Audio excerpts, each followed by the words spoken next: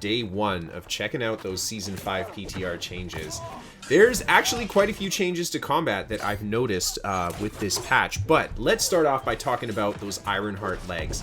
Everybody in medium armor is going to run these legs. Oh my god. Now, I don't really play medium armor very much. I've played it a handful of times, but I greatly prefer light. All I can say is, putting on this Ironheart set, I felt so tanky. 20% increase to your health is massive. I don't even have all the health perks on this guy, and I only have 120 points in Constitution, and I have over 17k health. That's just crazy. And yeah, in medium armor, I felt really strong. I felt super durable. Honestly, in these duels, when I fought against people, I didn't do an insane amount. I think I dueled for about an hour and a half. But I didn't lose a fight. I felt like kind of a bully because the build felt so durable and the damage was still really good. And if you guys want to see what I'm running, there is a bit of a breakdown at the end of the video. And of course, I've got a full breakdown for this actual Firestaff Rapier build on my website if you guys want to check that out. It is a light armor spec though, but you could always play it in medium with these new legs. Oh my god. So yeah, I can definitely see a ton of people running the new Ironheart legs. I think for medium armor, it will 100% be the meta, and it's just because health is such a good stat in PvP. I think it will outdo the Featherweight and the Attuned Leather Pants for sure.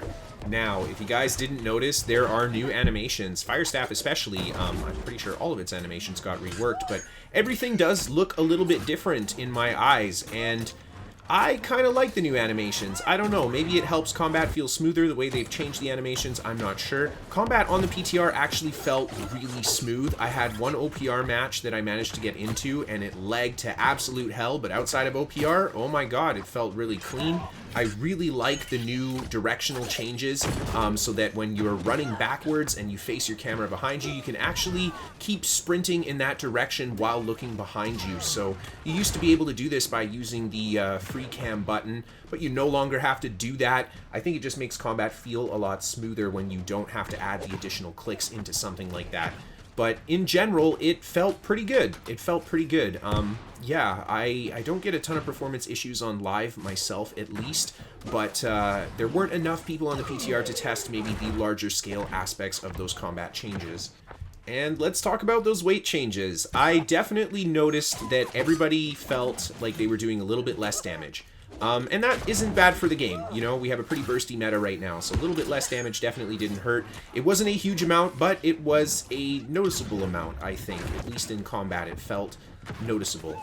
Combat felt good all around, though, and I think the armor weight changes aren't too terribly bad. I don't love that light is kind of getting pigeonholed into running freedom right now, but I guess that's the way we kind of gotta go if you want to be able to survive getting knocked around in light armor.